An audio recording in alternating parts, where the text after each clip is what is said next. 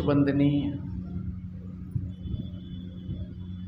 संत सम्राट सदगुरु कबीर देव, मुद मंगल में संत समाज, सभी धर्म प्रेमी सज्जन, सत्य और भक्ति की स्रोत माता और बहन, वसुंधरा की गोद में खेलने वाले नन्हे मुन्ने प्यारे प्यारे बच्चे एवं बच्चियां, सभी को वंदन अभिनंदन करते हुए कुछ थोड़ा निवेदन करें। आप सभी भाई बहनों ने बहुत काफ़ी देर से संत और भक्तों के माध्यम से सत्संग की चर्चा को श्रवण किया। यहाँ आज तीर्थ धाम मचकुंड रोड कबीर आश्रम पर संतों का समारोह चल रहा है और मचकुंड जी का मेला चल रहा है। कल भी बता रहे थे, पेपर में पढ़ा हमने कि 40,000 लोगों ने स्नान किया है। काफ़ी भीड़ थी कल भी, और आज तो शायद लाखों की संख्या में, लाखों से भी ऊपर हुआ होगा।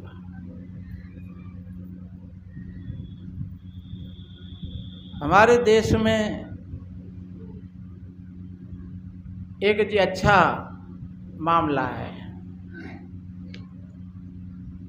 जहाँ किसी न किसी बहाने से लोगों को मिलने जुलने के ये साधन बनाए,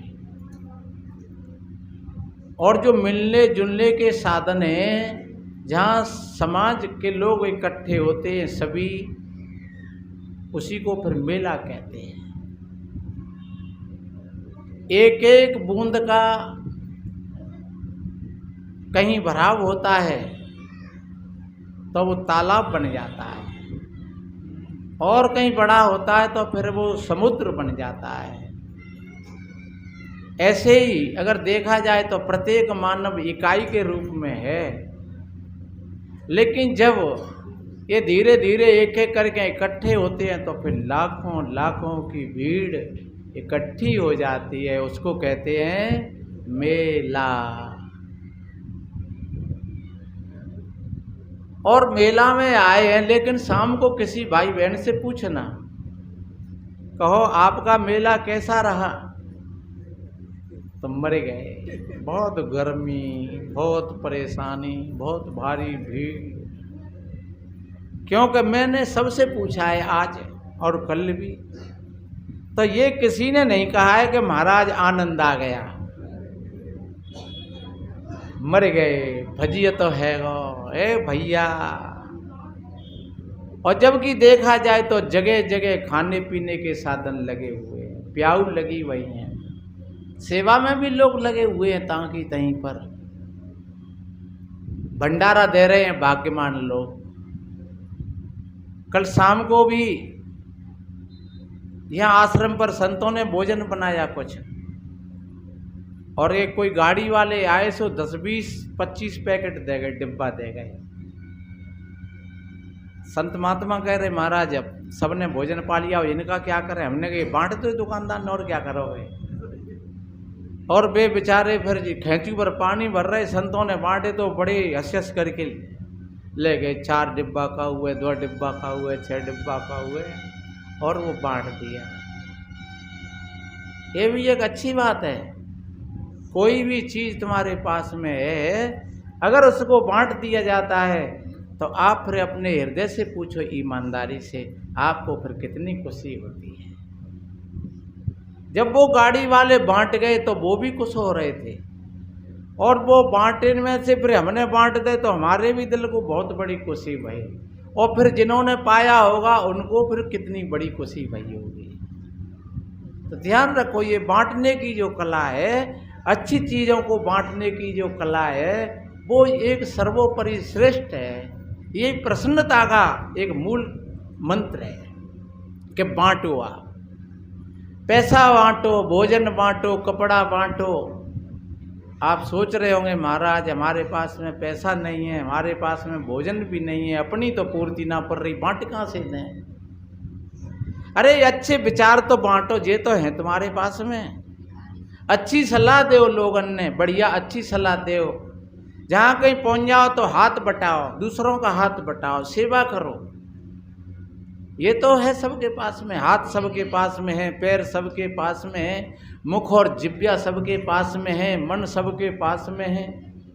और जब तुम अच्छी चीज़ों को बांटना शुरू करोगे तो धीरे धीरे धीरे धीरे अच्छी चीज़ों का ही सागर तुम्हारे आसपास में उमड़ने लगेगा। तो इसलिए मेरे भाई बहनों, मेला का अर्थ ही होता है हेल मेल। अगर ऐसा हेल मेल नहीं है तो फिर वास्तव में ही मैंने कहा था कि किसी से पूछो तो वो यही कहेंगे बहुत परेशान हो गए, मर गए। जगह जगह पर सारी सुविधा हैं, साधन हैं, सीरक हैं, पानी की प्याऊ हैं, भोजन चल रहे हैं। और कोई और अच्छे लोग होते हैं तो उनके लिए फिर पैसे से व्यवस्था है, जहाँ से उनकी इच्छा हो कुछ भी ले सकते हैं और खा सकते हैं। परेशानी काहे की रही? पीने की पानी की कमी नहीं, भोजन की कमी नहीं, छाया की कमी नहीं, फिर परेशानी काहे की रही? और धक्कम धुक्का की कमी नहीं।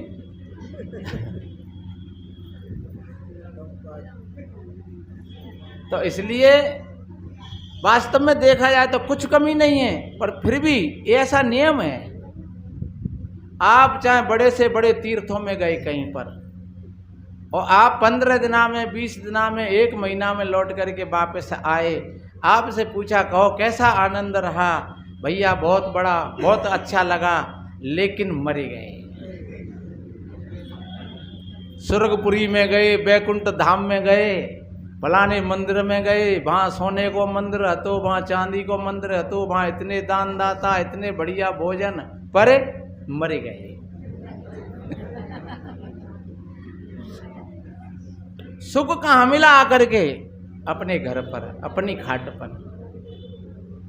जब अपने घर पर बैठे हैं रूखी सूखी खा करके, और चाहे भले ही पंखा नाने तू ही अपन हाथ को बीजना हाथ में लगो है और ब्याज ढोर रहे हैं, और फिर उस शांति का एहसास कर रहे हैं, अनुभव कर रहे हैं कि भाई अरे कहीं कुछ नहीं है, सुख तो अपनी जगह पर है। ऐसी तुम अपनी जगह और एक जगह अपनी उसको भी पहचानो। जब दुनिया से लौट करके और तुम उस अपनी जगह पर तुम आओगे, अपने केंद्र पर आओगे, अपने हृदय में आओगे, तो दुनिया की चीज़ों में जो सुख और शांति नहीं मिली, फिर वो सुख और शांति वो तुमको अपनी जगह पर मिलेगी। उस अपनी जगह को हम भूल करके बैठ गए। अपनी जगह को जब भूल गए तब फिर हम बाहर भटक रहे हैं कि चलो यहाँ पर होगा कुछ, यहाँ पर होगा कुछ, यहाँ पर होगा कुछ, और वहाँ सिवाय मरने के और कुछ है नहीं। इसलिए ध्यान रखो, हमें लौट करके अपने घर पर आना है। जहाँ तुम अपने घर पर लौट के आ जाओगे तो फिर दुनिया की सारी चीज़ें तुमसे अलग हो जाएंगी, और वही तुम्हारी सुख और शांति का केंद्र है, वही तुम्हारा घर है। महात्मा कह रहे नहीं, हंसा निर्मल है घर जाओ। वो घर कब मिलेगा? वो घर मिलेगा अपने मन की निर्मलता में। मन की निर्मलता में वो अपना घर मिलेगा। जहाँ मन निर्मल हो गया तो वो घर तुमको फिर अपना घर मिल गया। दुर्मति दूर कर। दुर्मति का मतलब होता है जो हमारे अंदर में राग और द्वेष की धारा चल रही है, वो दुर्मति है। सदगुरु कबीर साहब जी ने कहा है, दुर्मति केर दुहागिन मेटे, डोटे चाप चपेरे, कहें कबीर सोई जन मेरा, जो घर की रार निवेरा है। सदगुरु कहते हैं वही मेरा है जो अपने दुर्मति को दूर कर दे, अपनी दुविधा को दूर कर दे, तो वो अपने घर के द्वंद्वों को समाप्त कर सकता है। तो सज्जनों, हमें अपने घर के द्वंद्वों को शांत कर लेना चाहिए, और उसकी कला, उसकी चाबी मिलती है हमको संतों के सत्संग से। मेला में लोग हजारों आए, लाखों आए, लेकिन सत्संग वाले लोग बहुत कम आए होंगे, और कहीं कहीं पर ये चर्चा चल रही होंगी। चल रही होंगी। हम ये नहीं कह रहे हैं कि ये कबीर मंदिर ही सबको अमर बूटी देगा, जहाँ सत्संग की चर्चा चल रही होंगी, पर कहीं कहीं कुछ थोड़े से लोगों की कहीं सत्संग की चर्चा चल रही होगी। बस वही साधन है। अगर कोई थोड़ा सा सत्संग सुन गया, थोड़ा सा सत्संग में बैठ गया, थोड़ी सी संतों की बातें उसके जहन में उतर गई, भीतर उतर गई, तो मानो उसका मेला सिद्ध हो गया। अन्यथा मेला करवे आए और मेला करके गए और मर गए। जो सत्संग सुन करके जाएंगे, सत्संग सुनेंगे, तो वो बहन भाई कहेंगे हाँ ठीक है भैया, बहाना तो मेला का था लेकिन हमको सत्संग मिल गया संतों का, और बड़ी अच्छी बातें मिल गईं, बड़े अच्छे अच्छे भक्तों ने भजन सुनाए, भैया आनंद आ गया। 2-3 घंटा एक तो गर्मी के मारे आए तो थोड़ी थोड़ी हवा मिल गई, थोड़ी थोड़ी छाया मिल गई, और फिर थोड़ा थोड़ा सत्संग मिल गया, तो समझ लो कि अब यहाँ शांति की अनुभूति हो रही है। तो इसलिए मेरे भाई बहनों, हमें अपने जीवन की सुख और शांति के लिए हमें हमेशा सत्संग की तलाश करना चाहिए। जहाँ सत्संग आपको मिलेगा बढ़िया अच्छे संतों का, तो वो सत्संग तुमको एक सही सत्य का रास्ता बताएगा। सत्संग एक दर्पण है, सत्संग एक शीशा है। जैसे शीशा हमारी स्थिति को जैसे का तैसा बता देता है, ऐसे ही सत्संग भी हमारी स्थिति को जैसे का तैसा बता देता है। हम कैसे हैं वो शीशा बता देता है। आपने सुनी होगी बात, एक छोटी सी बात है। एक कोई सीधो साधो भैया बाजार गयो, अकेलो ही तो एक बूढ़ी माँ थी, बूढ़े पिता थे, शादी हो गई, पत्नी घर में थी। बाजार गया, ऐसे ही मेला में आया होगा, तो उसको एक पटवा की दुकान से उसने एक चीज़ उठा करके देखी, तो उसमें अपने चेहरा को देख करके खुश हो गया एकदम। वो शीशा था,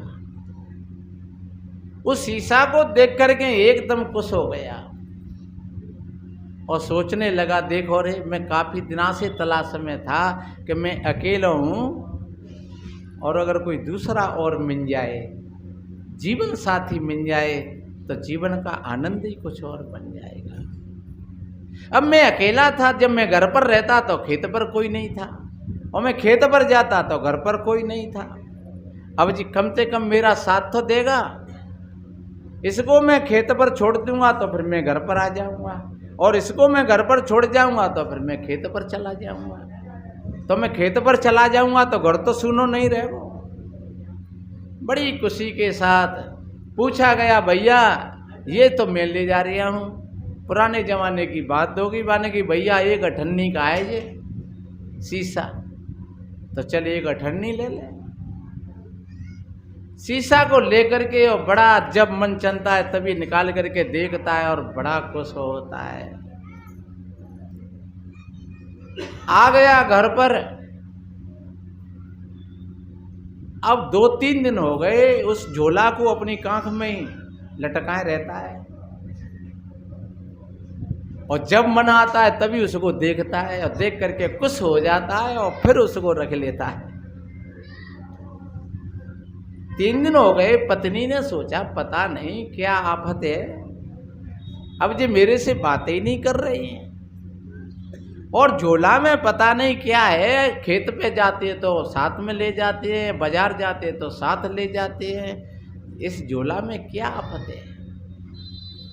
तो वो बेचारी तक रही, देख रही। एक दिन सोचा चलो ठीक है, अब मैं तो खेत पर घूमी आऊं और इसको यही छोड़ दूं। उस झोला को वो खुटी से टांग करके गया खेत पर, और तब तलक बा को मौका लग गया। बा देवी को बाहर ने गई आज देखूं जाए। 3 दिन हो गए जबते जी गए बाजार में से, जहाँ में कछु आपत राय रख करके, और मेरी तरफ से इन्होंने बिल्कुल अपना मुख मोड़ लिया है। और जब उसने निकाल करके देखा उस शीशा को, तो उसकी तौरी भंग हो गई, क्योंकि उसमें उसको अपना चित्र उसको दिखा। तो वो सोच रही कि ओ हो अब समझ में आ गई कि दूसरी कर लाया हुआ, इसीलिए तो मेरे से बात नहीं कर रहे हो। अरे तो बराए दे तो अब जिमांगू तो बढ़िया ताती ताती करेगा, उसको भ्रम हो गया और उसने शीशा को उसी में रख दिया और वो खाट पर लेट गई और अब सोच रही है, उसके भीतर तो तूफान शुरू हो गए, मुंह लटक गया उसका। और ध्यान रखो बिना विचार के ही ऐसा होता है अक्सर करके। कितनी बहन बेटियों का पता नहीं लगता है कि कई बात पर रूठ गई है, मुंह लटक जाता है, पता नहीं। डुकरिया को बात कहे तो फिर हमें ना पतो, आदमी कोई बात कहे तो हमें ना पतो, डोकरा कहे तो हमें ना पतो, फिर पतो ही ना कछु। बुढ़िया ने कही बेटा बात क्या हो गई, अरे कछु भोजन भोजन बना। बहू ने काम कहोगे बेटा बेटा ना नहते, हम कहोगे बहू पहू ना आते। अरे तो बात क्या हो गई, बात क्या हो गई, बात ये हो गई पता नहीं है, देख लो वह झोला में तुम्हारा लड़का दूसरी कर लाया हुआ है। बुढ़िया ने कही रे दूसरी कहाँ से कर लाया हुआ है, अगर दूसरी कोई आती तो फिर कम से कम हमें तो दिखती। बेटा दूसरी कौन है, कहाँ से लाए हुए, दूसरी कौन है, कहाँ से लाए हुए। बोले वो रखी है झोला में। अब डुकरिया और सदमा में डूब गई कि भैया दूसरी कैसी है। जब डुकरिया ने उसको उठा करके देखा, शीशा को निकाल करके देखा, तो वह डुकरिया अपनी छवि दिखी वहां ने कही मज्जा भरा दे तो लानी तो फिर अब बराबर की ला तो जब बड़ी बूढ़िया कहीं को ढाला है।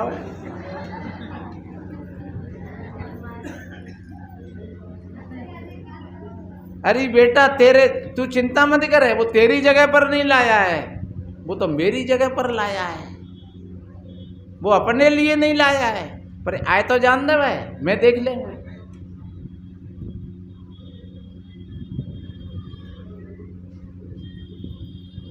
डुकरिया कहती है कि एक बुढ़िया लाया है, बहू कहती है कि डुकरिया नहीं है, उसमें तो जवान लड़की है। बुड्ढे ने देखा उसके पिता ने, उसने कहा कि न इसमें कोई लड़की है और न डुकरिया है, इसमें तो एक बुड्ढा बाबा बैठा हुआ है। घर में द्वंद्व फैल गया, वो आ गया हार में से, लड़ाई चल रही है घर में। पड़ोसी कोई समझदार होगा, उसने कहा भैया क्यों लड़ रहे हो, बात क्या है। बहू ने कहा कि ये अपने लिए पत्नी करके लाया है और मेरी बराबर की है। बुढ़िया ने कही नहीं, ये झूठ बोल रही है, वो तो बुढ़िया लाया है, वो मेरी बराबर की है। बुड्ढे ने कहा कि नहीं, ये भी झूठ बोल रही है डुकरिया, बा में न लड़की है न बुढ़िया है, उसमें तो एक बुड्ढा बैठा हुआ है।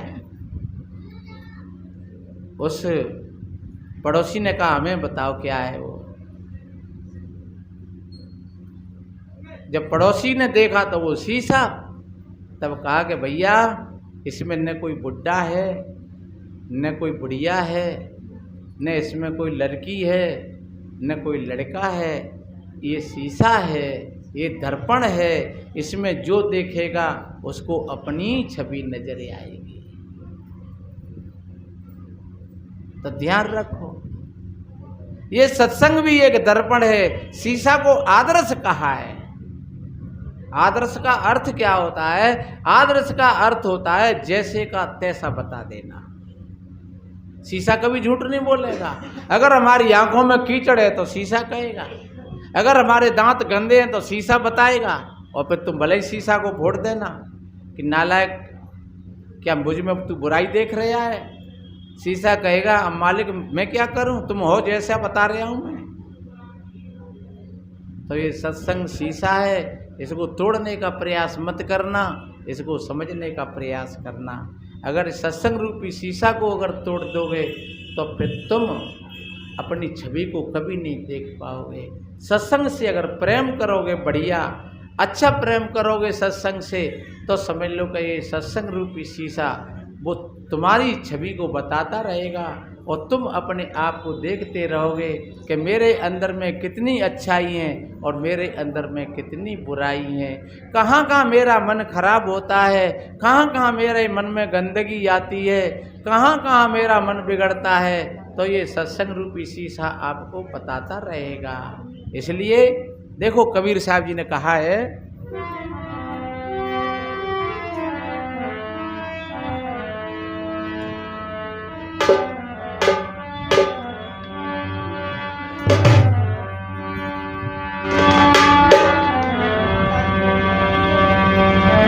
कि संगति कीजे साधु की,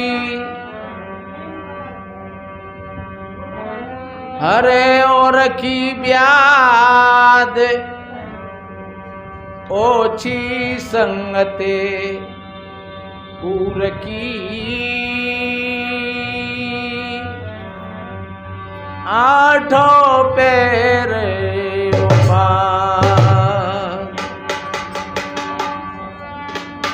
संगति से सुखयू बजे,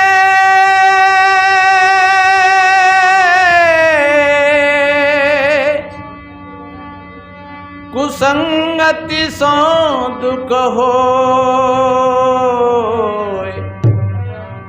कहीं कबीर जहाँ जाइए अपनी संगति हो।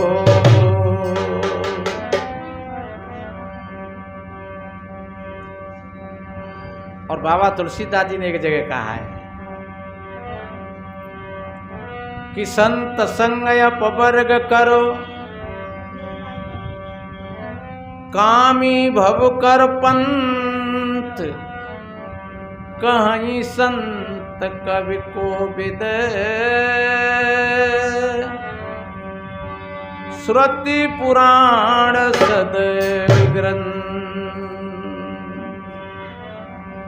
अच्छा संग करो हमेशा, संतों का संग करेंगे तो अपवर्ग मोक्ष की प्राप्ति होगी, और असंतों का संग करोगे तो फिर दुख और कलेश मिलेगा।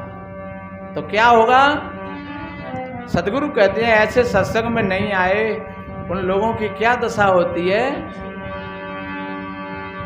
कबहू न भये संग और साथा,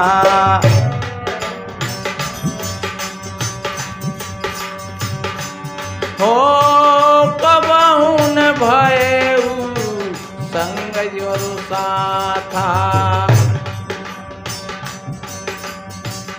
ऐसो जन्म गमाइयो आछा, ऐसो जन्म गमाइयो आछा। ऐसा अच्छा जन्म, ये मानव शरीर अगर ऐसा नहीं किया तो ये वृथा हो गया और ये जीवन का कोई भरोसा नहीं है। देखिए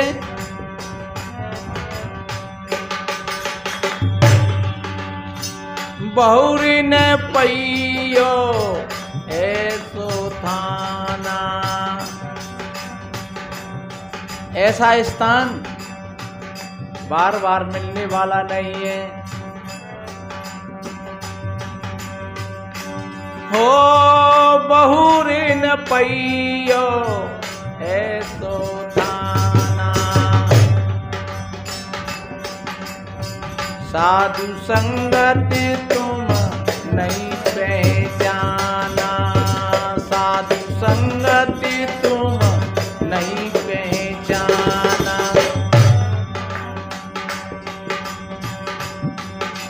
अगर ऐसा स्थान पा करके और साधु संगति को आपने नहीं पहचाना, इस सत्संग रूपी दर्पण में अगर जाकर के नहीं देखा, तो तुम अपनी वास्तविकता से वंचित रह जाओगे। अपनी वास्तविक चेहरा को देखना है तो ये सत्संग रूपी दर्पण को जरूर देखना।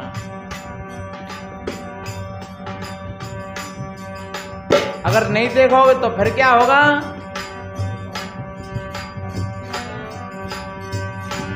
हो फिर तोरा होइयो रे नरक में वासा। हो फिर तोरा होइयो रे नरक में वासा। निस दिन बसऊ लवार के पासा। निस दिन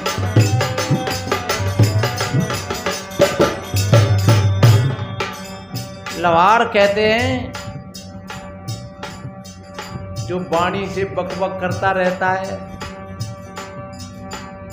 झूठ भी बोल देता है, उसका विश्वास नहीं होता है समाज में, चाहे भाई हो चाहे बहन हो। लेकिन ध्यान रखो, कभी अपने विश्वास को मत खोना। अगर आपका विश्वास खो गया और अगर आप एक बार दो बार झूठ बोल गए और लोगों की समझ में आ गई तो फिर लोग आपकी बात पर विश्वास नहीं करेंगे। जैसी कि तैसी आप समाज में कोई बात है, गलती हो गई है, कोई बड़े से बड़ा अपराध हो गया है, घर में परिवार में, कह दो। और मैं कहता हूं जितना आप छुपाओगे उतनी समस्या जटिल होती चली जाएगी, और जितना तुम साफ शुद्ध कहने का प्रयास करोगे उतना ही उसका समाधान हो जाएगा और तुम्हें शांति मिलेगी। आप किसी भी गलत काम को छुपाने का प्रयास करो, वो छुपेगा नहीं। आप एक झूठ को छुपाने के लिए आपको 50 झूठ और बोलनी पड़ेंगे। आप गए हो आगरा और कह रहे हो धौलपुर की, और फिर जब आगे बात चलेगी तो फिर और झूठ बोलनी पड़ेगी। तुम कहे तो धौलपुर की रहे, फलाने आदमी से मिलने की, तो फलाना आदमी मिलोगा नहीं फिर। और फिर कभी कहोगे कि नहीं मिला, क्योंकि आदमी के पास ही ना गए और वहां कह दे कि मिलेगा, और फिर कोई समय आया और वो आदमी मिला तो फिर संशय खड़ी हो गई, कह रहे कहीं वो भेद नहीं खुल जाए। फिर तुम आदमी से कहेंगे भैया अरे मैंने घर पे ऐसे ऐसे कह दी। हमसे कोई एक भाई सत्संग छटा करके ले गए इधर कानपुर की तरफ। वो कह रहे महाराज मैंने आपकी प्रशंसा के लिए, आपकी नेक मर्यादा के लिए, मेरे से लोग पूछ रहे हैं कि महात्मा आ रहे हैं तो कैसे आ रहे हैं, वो क्या लेंगे, क्या खर्चा होगा उनका। तो महाराज वैसे मुझे कोई लोभ नहीं है, और वास्तव में ही उनकी थोड़ी समझ की बात थी, मुझे कोई लोभ नहीं है, पर मैंने समाज में कह दिया कि महात्मा को हमें 51,000 रुपया देने पड़ेंगे। महात्मा जी ने 51,000 रुपया तय किए। तो फिर मैंने कहा मैं क्या कहूँ, तो कि लोग वहां आए आप और आपसे लोग पूछे तो आप कह दियो कि हाँ मैं 51,000 में आया। मैंने कहा नहीं मैं नहीं कहूँगा, मैंने सिर्फ आपसे गाड़ी के किराए की बात करी है और संतों की पूजा की बात करी है, जो तुम पे बने सो कर लेना।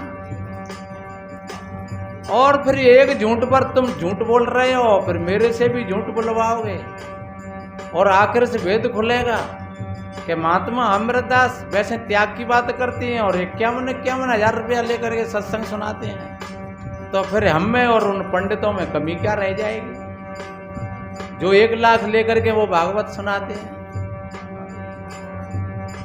मैंने कहा मैं सत्संग को कैंसिल करता हूँ। बोले महाराज क्षमा करना, तो हम बिल्कुल कह दें कि हमने भैया वैसे ही कही और उन्होंने कुछ नहीं कहा है। तो मैं तो निवेदन करता हूँ आप समाज के सामने बाहर और भीतर से जैसे हो वैसे ही रहना, आपकी उसी में प्रशंसा है। और आप अगर कहीं थोड़ी भी इधर उधर की बनावटी बातों पर जाएंगे अपनी मान पढ़ाई के लिए, अपनी प्रशंसा के लिए, तो जिस जगह पर तुम हो वो भी जगह तुम्हारे हाथ से चली जाएगी और समाज में तुम्हारा अविश्वास पैदा हो जाएगा। लोग कहेंगे हे वो कोई सत्संग वत्संग ना, सब ठगिया फिर रहे हैं वैसे। इसलिए हमेशा सच्चे बोलो, अच्छे रहो, सदाचारी बन करके रहो। अन्यथा सदगुरु कबीर साहब कहते हैं ये बात अगर विचार में नहीं आई तो फिर क्या होगा। फिर तोरा होइयो रे नरक में बासा, निस दिन बसऊ लवार के पासा, निस दिन बसऊ लवार के पासा। जो झूठ बोलता है वो लवरा होता है, जो गाली बकता है वो लवरा होता है, जो इधर की उधर चोले चांटे में लगा रहता है वो लवड़ा होता है। तो हम जीवन में कभी ऐसा काम नहीं करें, हम अच्छे और सदैव सच्चे बन करके रहें। अंत सदगुरु कबीर साहब जी ने कहा है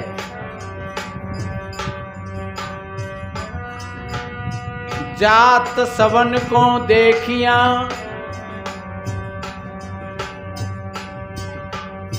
कोई ना करे विचार, कहीं कबीर पुकार के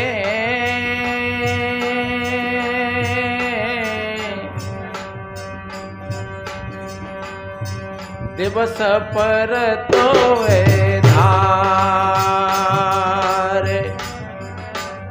धार कहते हैं डकैती को। सदगुरु कहते हैं अगर ऐसा नहीं किया तो दिन में डकैती पड़ रही है। दिन का मतलब होता है मानव शरीर से। अरे डकैती तो रात में पड़ती है, पर बड़े आश्चर्य की बात है कि दिन में डकैती पड़ गई। सदगुरु कबीर साहब जी ने कितना बढ़िया कहा है, वो घर लुट गो हमारो दुपहरिया,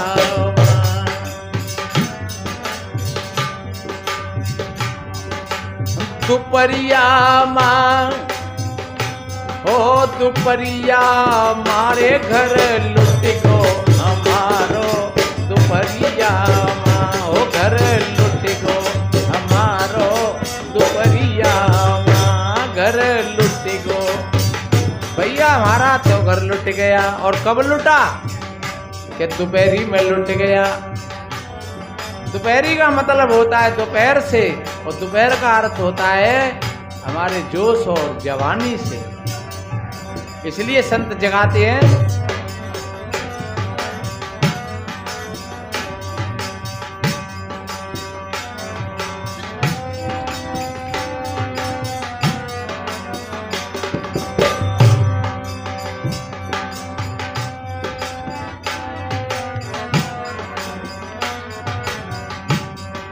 दोपहरिया मारे दोपहरिया माँ घर लुट गो हमारो दोपहरिया माँ, हो घर लुट गो हमारो दोपहरिया माँ, हो घर लुट गो हमारो। इसलिए मेरे भाई बहनों मैंने निवेदन किया कि सच्चे अर्थों में मेला का अर्थ एक मेल होता है, और हम ऐसा हेल बेल बना करके रखें। हमेशा हम सत्संग रूपी दर्पण में अपने चेहरा को देखते रहें, और अपने चेहरा को इस तरीक़ा से देखते रहोगे, निखारते रहोगे तो आपका चेहरा सुंदर लगेगा। देखिए सुंदर चेहरा कोई होठ रचाने से नहीं होता है, पान और सुपारी खाने से नहीं होता है, क्रीम पाउडरों से नहीं होता है, सोने और चांदी से नहीं होता है। सुंदर चेहरा लगता है तो सत्य के आधार से लगता है। जब आप सत्यता के साथ अपना जीवन जी रहे हो, ईमानदारी के साथ अपना जीवन जी रहे हो, आपका रंग काला है कोई बात नहीं है, आपके कपड़े बहुत सस्ते हैं कोई बात नहीं है, आपका घर बहुत छोटा है झोंपड़ी है कोई बात नहीं है, लेकिन आप सच्चे हो, ईमानदार हो, तो आप समाज में एक अच्छी तरीके का जीवन जियोगे, सिर उठा करके जीवन जियोगे और ईमानदारी के साथ जीवन जियोगे, तो आपका जीवन अच्छा बनेगा, सुंदर बनेगा। ज़्यादा विशेष ना कहते हुए अपने चेहरा को सत्संग रूपी दर्पण में देखते रहना और निखार करते रहना, यही हमारे जीवन की सार्थकता है। और वक्त आएगा तो फिर हम निवेदन करेंगे। आज इन्हीं शुभ मंगल कामनाओं के साथ और बड़े सभी भाई बहनों के लिए कोट कोट साधुवाद, धन्यवाद। बोलिए श्री सतगुरुदेव साहिब।